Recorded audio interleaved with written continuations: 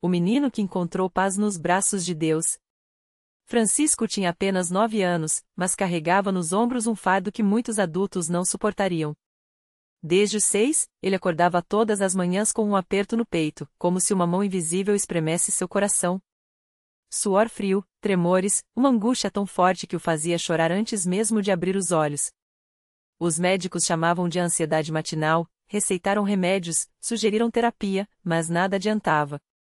Sua mãe, Dona Maria, uma costureira viúva que criava sozinha os 3 filhos, via o filho sofrer e se sentia impotente. Meu Deus, até quando? Ela sussurrava às noites, enquanto Francisco se encolhia na cama, pedindo para não ter que enfrentar mais um dia. A família não era de igreja. Dona Maria tinha sido batizada católica quando criança, mas a vida difícil a afastara de qualquer prática religiosa.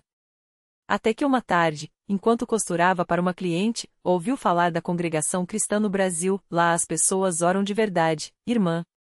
Não tem show, não tem dinheiro, não tem nada além da palavra de Deus e do Espírito Santo, disse a mulher, uma irmã da CCB chamada Sister Lúcia.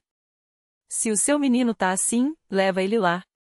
Deus faz milagres sim, e não é coisa de faz de conta.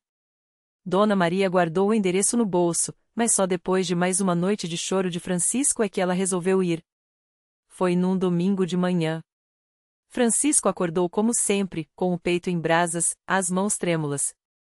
Não quero ir, mãe, por favor, implorou.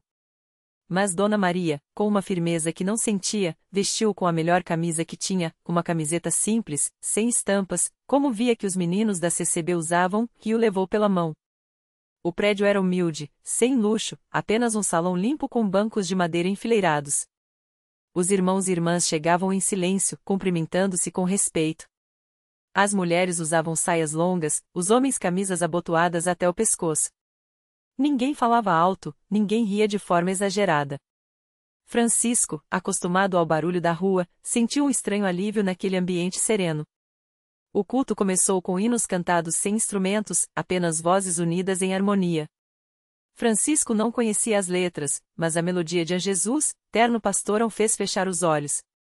Quando o ancião, um homem de cabelos brancos e voz calma, abriu a Bíblia para ler, o menino sentiu algo diferente. Não era medo, não era ansiedade, era como se uma brisa suave tocasse sua alma. Deus não nos deu um espírito de temor, mas de poder, de amor e de moderação, leu o ancião, olhando para a congregação. Francisco não entendia tudo, mas aquelas palavras ecoaram dentro dele. Depois da pregação, veio o momento das orações. Os irmãos se ajoelharam, e Francisco, hesitante, fez o mesmo. Dona Maria segurou sua mão com força enquanto o ancião orava. Senhor, sabemos que tu és o médico dos médicos. Curai este menino, livrai-o deste sofrimento que não é da tua vontade. As vozes dos fiéis se uniram em amém, e Francisco sentiu lágrimas escorrerem sem que ele soubesse por quê. Quando se levantou, o ancião aproximou-se e colocou a mão em sua cabeça. Filho, você quer ser livre? Francisco assentiu, sem conseguir falar. Então crê. Deus não falha. Os dias seguintes não foram fáceis. Francisco ainda acordava com o coração acelerado, mas agora sua mãe o lembrava: vamos orar, meu filho. Deus está ouvindo. Eles começaram a ir à igreja toda semana. Francisco aprendeu os hinos, decorou versículos, viu irmãos dando testemunhos de cura, de famílias restauradas, de vidas transformadas. Um domingo, depois da Santa Ceia, quando os irmãos, com reverência, partilhavam o pão e o vinho em memória de Cristo, o ancião anunciou que haveria batismos. Quem quer se batizar nas águas, em nome de Jesus, para o perdão dos pecados? Francisco sentiu algo arder dentro dele. Sem pensar, levantou a mão. Dona Maria quase chorou. Você tem certeza, filho? Francisco assentiu. No dia marcado, ele desceu às águas com outros candidatos, vestindo a túnica branca que a igreja fornecia. Quando o ancião mergulhou, invocando o nome do Pai, do Filho e do Espírito Santo, Francisco sentiu como se uma corrente se rompesse. Ao sair da água, o ar parecia mais leve, o céu mais claro. Naquela noite, pela primeira vez em anos, ele dormiu sem medo. Mas o verdadeiro milagre veio na manhã seguinte. Francisco acordou, e não sentiu o aperto no peito. Não houve suor, não houve lágrimas. Ele abriu os olhos, tocou o próprio peito, surpreso. Mãe? Mãe, eu tô bem, gritou, correndo para o quarto de Dona Maria. Ela o abraçou, chorando. Glória a Deus, meu filho. Glória a Deus. Anos se passaram. Francisco, agora um jovem de 17 anos, está firme na fé. Ele serve na igreja, ajuda a organizar os cultos, canta os hinos com convicção. Sua ansiedade nunca voltou. Dona Maria, que também se batizou, costura para os necessitados da congregação e testemunha a todos: Deus não mudou. Ele ainda faz milagres, mas é preciso humildade para buscá-lo. A lição que Francisco aprendeu não foi só sobre a cura, mas sobre a fé que sustenta. Muitas pessoas procuram Deus só quando estão no fundo do poço, ele diz aos novos irmãos. Mas Deus não é um remédio de emergência. Ele é o pão da vida. Quando a gente o busca de verdade, ele não só tira a dor, ele enche a gente de paz. E assim, entre hinos cantados à capela, cultos simples e irmãos que se amam sem interesse, a história de Francisco se tornou mais um testemunho vivo de que, onde há fé, Deus age. E a congregação cristã no Brasil continua, silenciosa e firme, sendo um farol para quem precisa de milagres. No mesmo bairro onde Francisco encontrou sua cura, morava um jovem chamado Lucas, de 19 anos. Ele era conhecido por todos como um rapaz inteligente, mas rebelde. Desde pequeno, via o pai, um homem rude, chegar bêbado em casa, quebrando pratos e gritando com a mãe. Com o tempo, Lucas começou a seguir os mesmos passos. As más companhias o levaram para as ruas, e logo ele já estava envolvido com coisas que só traziam dor, brigas, drogas e uma revolta que parecia não ter fim. Sua mãe, Dona Rosa, era uma mulher de oração, mas o coração pesava cada vez que via o filho se afastar.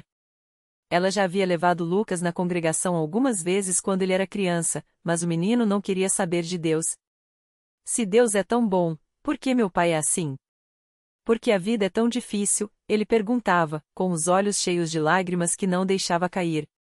Até que uma noite, depois de mais uma briga feia, Lucas saiu de casa dizendo que não voltaria. Dona Rosa, de joelhos no quarto, chorou como nunca. Senhor, eu não aguento mais ver meu filho se perder. Se o Senhor não fizer algo, eu não sei o que vai ser de nós. Ela não sabia, mas naquela mesma hora, Francisco, que agora era um dos irmãos mais ativos na congregação, sentiu um peso no coração. Sem entender bem por quê, ele pegou sua Bíblia e saiu andando pelas ruas, orando em voz baixa. Foi então que encontrou Lucas sentado no muro, com a cabeça baixa, as mãos tremendo. O cheiro de álcool era forte. Francisco se aproximou devagar, sem medo, e sentou ao lado dele. Você tá bem, irmão? Lucas riu com amargura. Bem? Olha pra mim, velho. Eu não tenho mais jeito. Francisco não discutiu. Só olhou para o jovem e disse: Deus não desistiu de você. Eu também achei que não tinha jeito. Mas ele me tirou do lixo e me deu uma vida nova. E pode fazer o mesmo por você. Lucas não respondeu. Mas algo naqueles olhos sinceros do homem o fez ficar quieto. Francisco não forçou. Só deixou um convite: amanhã tem culto às 10. Se quiser, vem. Ninguém vai te julgar. E foi embora. No dia seguinte, Lucas não apareceu. Nem no outro. Mas Dona Rosa não desistiu. Todas as noites, ela orava, e todas as manhãs, ela deixava a Bíblia aberta na mesa da cozinha, como se fosse um recado silencioso. Até que, numa tarde chuvosa, Lucas entrou em casa ensopado, com os olhos vermelhos, não de álcool, mas de choro. Ele não falou nada. Só pegou a Bíblia da mãe, sentou no sofá e começou a ler. Dona Rosa não perguntou. Só agradeceu a Deus em silêncio. Naquela noite, Lucas não saiu. E no domingo seguinte, ele apareceu na congregação. Não vestindo terno, não sorrindo, não cantando. Só sentado no fundo, de cabeça baixa, ouvindo. Os irmãos não o pressionaram. Só oraram por ele. Francisco, ao ver o jovem ali, sentiu uma alegria que não cabia no peito. As semanas passaram, e Lucas começou a mudar. Devagar, como uma planta que brota depois de muito tempo sob a terra. Ele parou de beber. Começou a ajudar a mãe em casa. E, aos poucos, foi se aproximando dos irmãos. Não foi fácil. Havia noites em que a tentação de voltar para a rua era forte. Mas toda vez que isso acontecia, ele lembrava das palavras de Francisco: Deus não desistiu de você.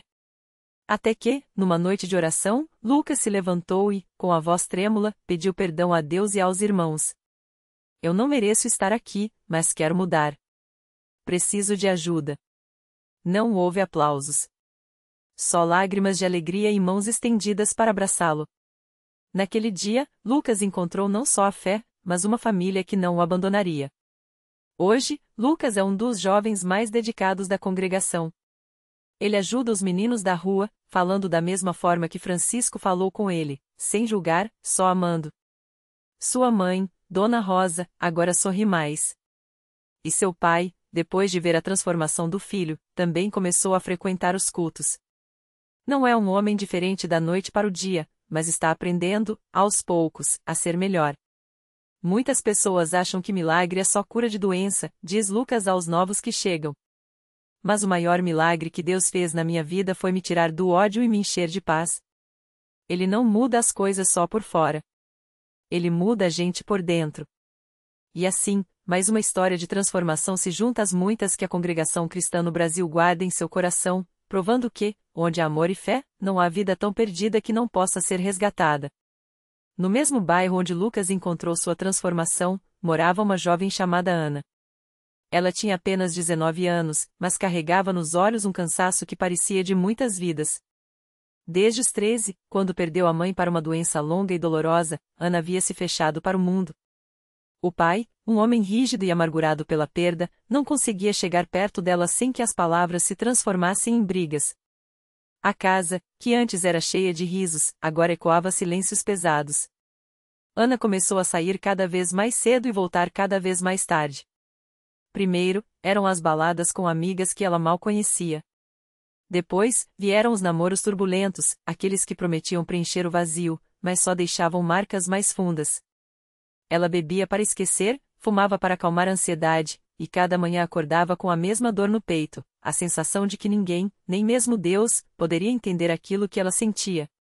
Até que uma tarde, enquanto caminhava sem rumo pelas ruas do bairro, Ana passou em frente à congregação cristã. Não era a primeira vez, mas naquela ocasião algo a fez parar. Do lado de fora, um grupo de irmãs arrumava caixas de doações para famílias carentes. Entre elas estava Dona Rosa, a mãe de Lucas. Ao ver Ana parada, com os olhos baixos e as mãos trêmulas, Dona Rosa não hesitou. Aproximou-se com um sorriso suave e perguntou: Minha filha, você está bem? Precisa de ajuda? Ana queria dizer que não, que estava só passando, que não precisava de nada. Mas quando abriu a boca, o que saiu foi um choro que ela nem sabia que estava guardando. Dona Rosa não fez perguntas. Só a abraçou, como uma mãe abraça uma filha que voltou para casa depois de muito tempo longe. E foi assim que Ana entrou pela primeira vez na igreja. Dentro do templo, o que mais chamou sua atenção não foram os hinos nem as palavras do irmão que pregava. Foi a paz. Uma paz que ela não sentia desde criança, quando sua mãe ainda cantava para ela dormir. Ana não entendia como aquele lugar, cheio de gente simples, conseguia ter uma atmosfera tão diferente de tudo que ela conhecia. Não havia julgamentos nos olhares, não havia pressa, não havia aquela sensação de que ela era um estorvo. Pela primeira vez em anos, Ana se sentiu vista. Nos dias seguintes, ela voltou. Não por obrigação, mas porque algo dentro dela puxava para lá. As irmãs a convidaram para participar dos cultos, dos estudos bíblicos, das reuniões de jovens. Ana resistiu no início, com medo de se decepcionar novamente. Mas aos poucos, foi se permitindo ouvir. Ouvir sobre um Deus que não era um juiz distante, mas um pai que chorava com seus filhos, que entendia a dor, que não desistia de ninguém. Um dia, durante um culto, enquanto o coro cantava Buscai ao Senhor enquanto se pode achar, Ana sentiu algo se quebrar dentro dela. Não foi um raio, não foi um barulho. Foi um silêncio. Um silêncio que encheu os espaços vazios que ela carregava. E então, sem planejar, ela se levantou e foi até a frente do altar. Não sabia o que dizer, não sabia nem se acreditava direito. Só sabia que precisava entregar aquilo que a estava matando. Quando saiu dali, Ana não era mais a mesma. Não porque todos os seus problemas tinham sumido, a relação com o pai ainda era difícil, as memórias da mãe ainda doíam, as tentações do mundo ainda existiam.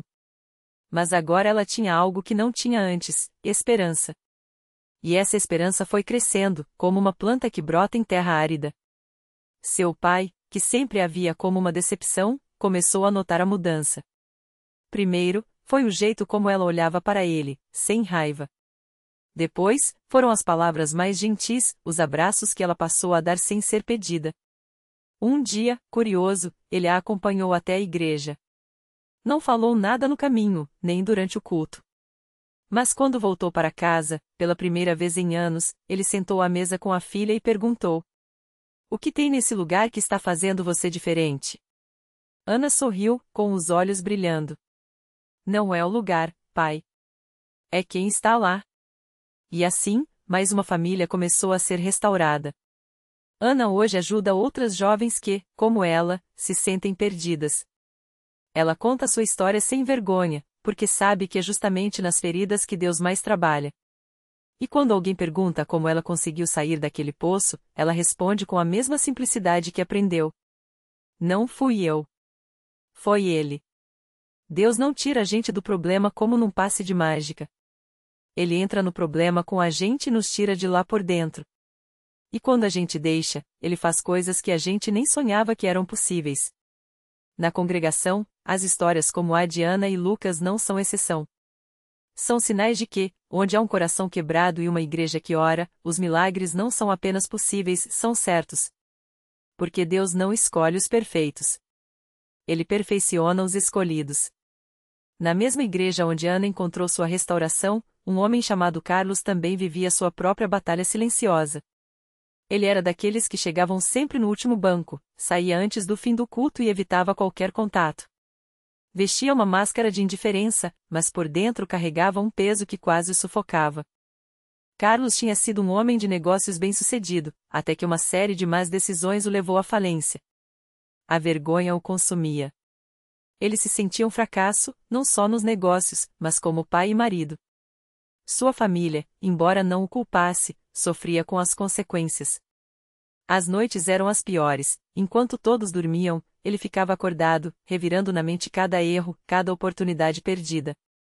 Até que um dia, exausto, resolveu entrar na congregação apenas para ter um lugar onde pudesse chorar sem ser julgado. Não foi fácil. As primeiras vezes, ele mal conseguia cantar os hinos, tão apertado estava seu peito.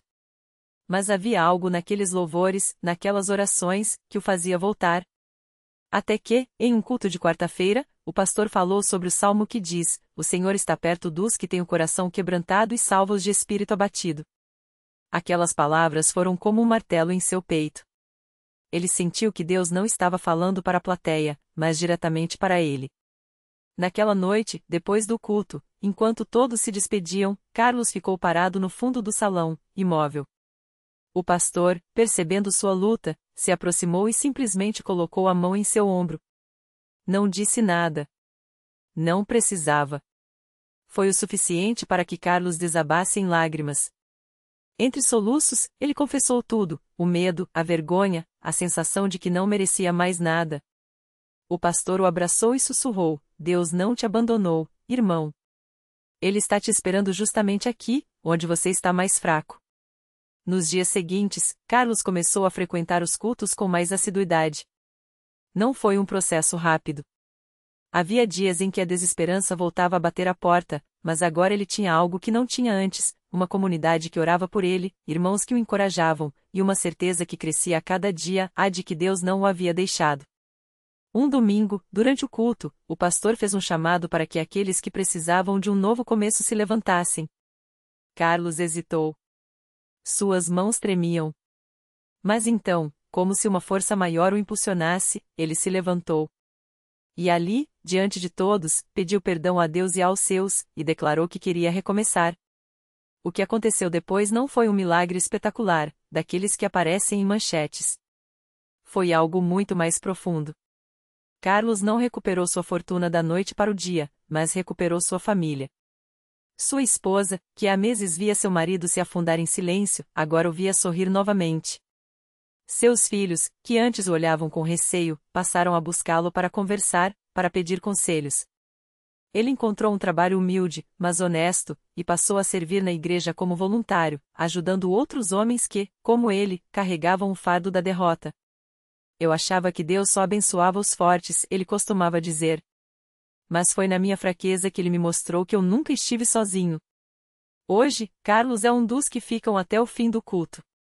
Não mais no último banco, mas entre os irmãos, apertando mãos, abraçando, encorajando. Ele aprendeu que a restauração de Deus não vem como um raio que muda tudo de uma hora para outra, mas como uma semente plantada no coração, que cresce com paciência, regada pela fé e pelo amor daqueles que não desistem de acreditar. E assim, como Ana, como Lucas, e como tantos outros na congregação, Carlos descobriu que os milagres não são apenas para os que já têm tudo certo. São para os que, mesmo quebrados, se entregam nas mãos daquele que faz todas as coisas novas.